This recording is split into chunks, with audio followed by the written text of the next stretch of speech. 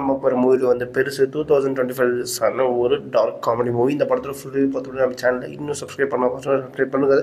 Attachment ஆல்வே உங்களுக்கு நிறைய movie review updates வந்துட்டு ரெக்கமெண்ட். இந்த படத்தோட கதை வந்து ஊரில் வந்து ஒருத்தர் அவர் வந்து பெருசுன்னு சொல்லிட்டு கூப்பிடுவாங்க. அவரோட பேர் வந்து எனக்கு ஞாபகம் ஓகேங்களா. அவருக்குன்னு சொல்லிட்டு ஒரு 2 பசங்க இருப்பாங்க. துரைசாமி அப்புறம் வந்து துரைக்கண்ணு சாமி கண்ணு நினைக்கிறேன். ஆமாம், 2 பசங்க இருப்பாங்க. இவர் வந்து அந்த ஊரில் வந்து ரொம்ப ஒருமை செல்வாக்கா மரியாதையாக வாழ்ந்த மனுஷன். அவர் வந்து தவறிடுவார். தென் அதுக்கப்புறம் வந்து அவர் சாகிறதுக்கு முன்னாடி வந்து ஒரு சின்ன பையனை வந்து அடிச்சிடுவார். ஏதோ ஒரு விஷயத்துக்காக அடிச்சிடுவார். அந்த பையன் வந்து இவர் அசிங்கப்படுத்தணும்னு சொல்லிட்டு ஒரு மாதிரி சுற்றிக்கிட்டே இருப்பான் அந்த ஊர்லேயே ஓகேங்களா. இவர் செத்துருவார். இவர் செத்த நேரம் என்ன ஆகுது அப்படின்னு பார்த்தீங்கன்னா, இவரோட பீனஸ் வந்து எரெக்ட் ஆயிடுது.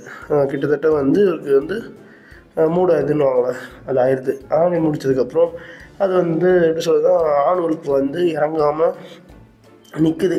ஸோ அப்படியே இறந்துட்டார். தென் வந்து அது இவ்வளோ பெரிய நல்ல வாழ்ந்த மனுஷன் வந்து இப்படி செத்தான் அப்படின்ற ஒரு விஷயம் இருந்ததுன்னா ஊர் முழுக்கவும் சிரிச்சிடும் அப்படின்ற மாதிரி ஒரு சின்ன பயமும் இருக்குது.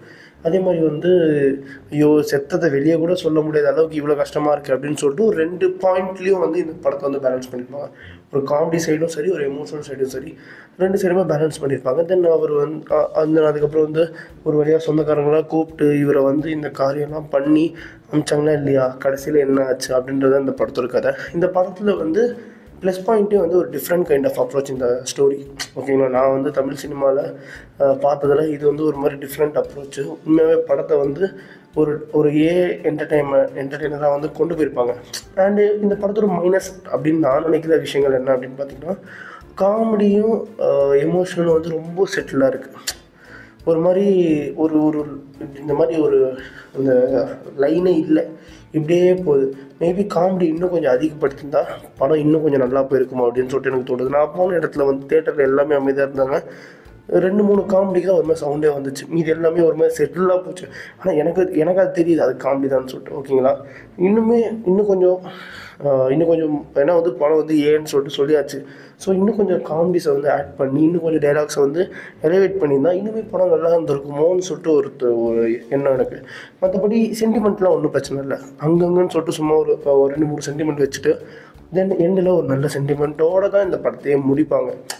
அந்த வரிசையில் வந்து இந்த படம் எனக்கு வந்து ரொம்ப நாள் கழிச்சு இன்னொரு நல்ல படம் பார்த்த மாதிரி ஒரு ஃபீல். ஒரு 2 படத்துக்கு போனேன். அந்த 2 படம் நல்லா இல்லை.